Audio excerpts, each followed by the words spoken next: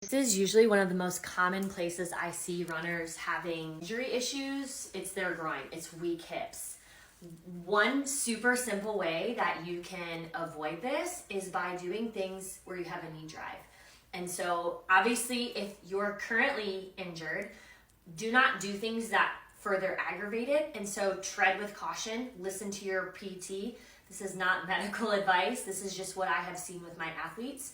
If you can do this motion without pain, this can be a very simple motion to help build strength here. There's a few different variations. You can actually hold a weight over your head and do the standing. This is a great one for both core strength and hip strength.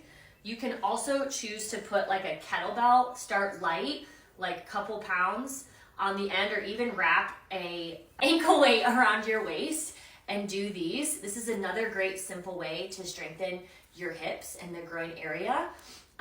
Lastly, what you can do is you can actually even do drills to help with the quickness and the drive of that. So you guys have seen me talk about like A-skips, right? These are great for just making sure you have just mobility and quickness there, and to make sure you're actually getting good movement in the hip groin area so you don't get injured.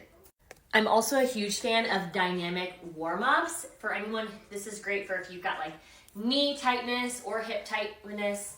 An easy one is opening and closing the gate. This is making sure that you're both getting rotation in the hip, but you're also obviously getting some resistance by standing and moving it as well. So this is a super, super great one to see how the hips are doing. This one's more knee focused, but anytime you can just get general movement in the lower legs. One more. Balancing drills are so key for runners for strengthening the lower legs. One balancing drill that I recommend a lot for my runners are cone touches. So we actually drive the knee, and if you have a little cone, if you don't have a cone, you can put a shoe or literally there can be nothing there. And your goal is to go down and reach to the ground. Typically you don't need to go all the way. Obviously it depends on your leg length, but somewhere where you're close to the ground, and that's why it's nice to have an object there. And then when you come back up, you're gonna drive that knee as well. Again, great for strengthening the hips and also practicing balance on the leg to strengthen all those little muscles in the lower leg, because a lot of times that can be linked to lower leg injuries as well. If you find yourself injured a lot, I want you to comment the word mistakes.